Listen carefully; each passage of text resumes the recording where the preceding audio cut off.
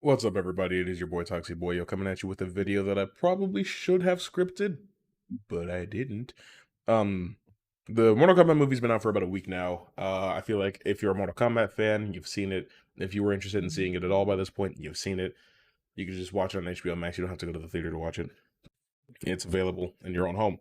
So, I'm going to be talking about this movie with some spoilers involved because the general consensus among fans of Mortal Kombat, myself included. You could also check out Jeremy Johns, The Birdman, especially Maximilian, dude. The movie has a lot of flaws. It is busted fundamentally in a great multitude of areas. However, it's pretty okay. You know, it's watchable, and I watched it the second time and I didn't hate it. Um, but there is one glaring problem that makes the movie kind of fall apart a little bit, and his name is Cole Young. Um, now this isn't a video designed to throw shade at Louis Tan or anything like that. I'm sure he's a great guy. He seems super cool. I'd like to meet him one day, maybe, I don't know. But his character in the movie fucks up a lot of other things.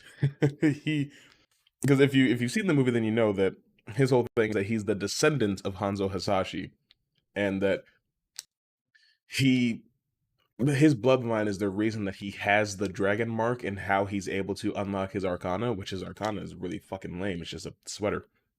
There's a few reasons that Cole being in the movie ruined things. First of all, the main character of Mortal Kombat is Liu Kang. Even the first movie got that right. You know, if you've played Mortal Kombat 1, 2, 3, 4, Deadly Alliance, Armageddon, Deception, Mortal Kombat versus DC, Mortal Kombat 9, MKX, Mortal Kombat 11, then you know that Liu Kang is supposed to be the main character. He is Earthrealm's champion. He is Raiden's chosen hero. But in this movie, that role is cast aside. Raiden doesn't have a chosen champion. There is no chosen hero or anything like that.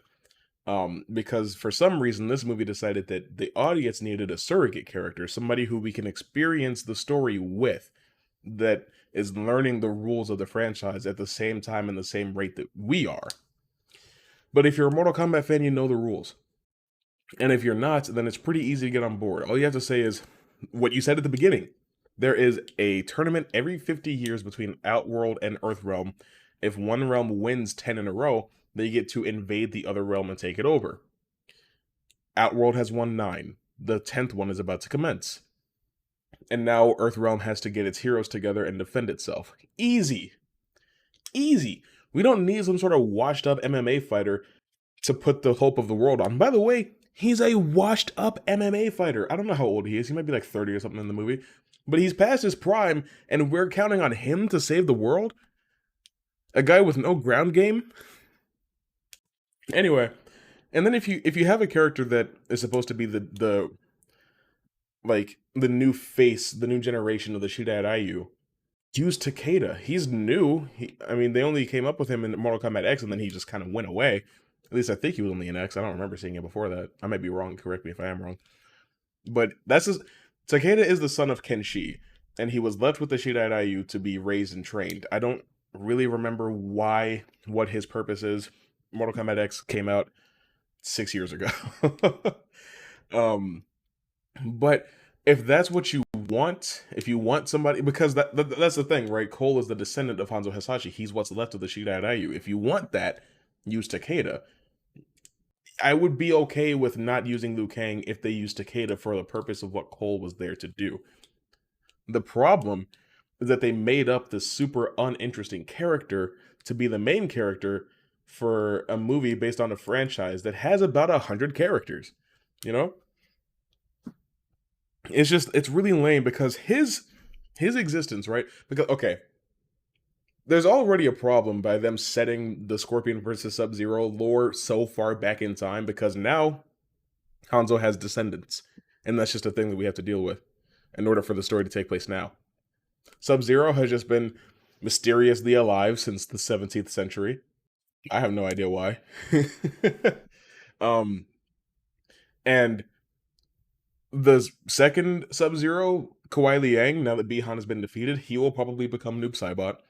Um, Kuai Liang has to be introduced into the story at some point because the Scorpion Sub-Zero story does not end with Scorpion getting his revenge on Bihan, which, by the way, thank you, movie, for retconning the retcon.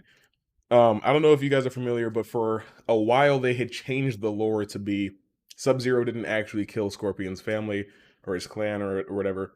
It was Quan Chi in disguise because he whatever.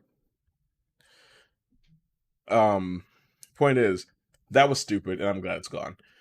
But now Kuai Liang is either going to have to be Bihan's descendant or his brother, who's also somehow still been alive all this time.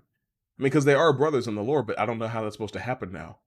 And then he's going to have the same arcana as his brother somehow. And does Arcana... Well, I mean, he's an Earth Realmer, so of course he would have to have an arcana. Did arcana start recently? Or has it been a thing for the last 950 years? I do not know.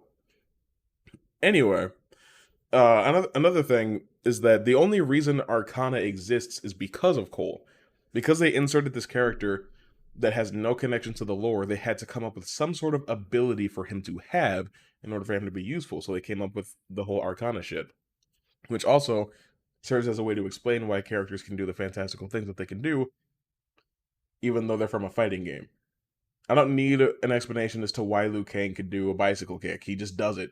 You know, that's how it's always been. I don't care why Kung Lao can teleport to his head. He's been doing it since the 90s. It doesn't matter. But that's something that this movie decided to get really hung up on. Um so you have the whole thing with Arcanas, and it's like, okay, you have to swallow that and get past it if you want to enjoy the movie. And Cole has all these visions of Scorpion's ghost returning, and like he gets Hanzo's old blade and stuff like that. And like, and the whole point is that there's a prophecy that Hanzo's spirit will return, and it's building up to this idea that Cole's arcana will be that he can turn into Scorpion. He can summon the spirit of Hanzo Hasashi to inhabit his body, and he can be Sub-Zero. He can be Scorpion. That's what I thought was going to happen. That's what most people thought was going to happen. That's where it was going. And then it just didn't happen. Instead, he can just spawn him in, I guess, if he bleeds on the blade. I don't understand.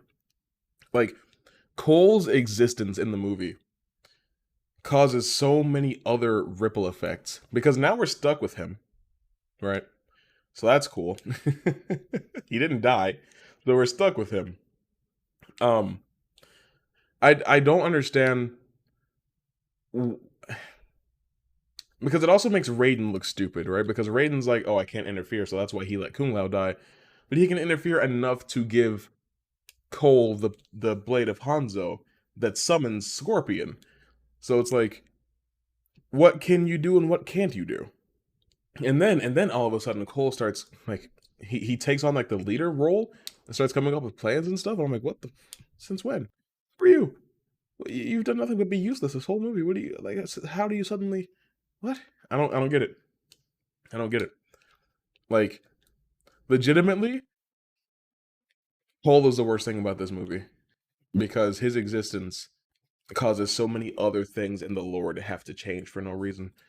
When he could have just very easily been either Takeda, which means that they probably would have had to put Kenshi in it, or have a character that was already in the movie, have it be Liu Kang. And you don't even need to worry about the gathering of the champions bit of the story because Liu Kang can have already done that, you know? Or maybe if you want a surrogate character, if you're really so hard pressed for that, use Johnny Cage. You know?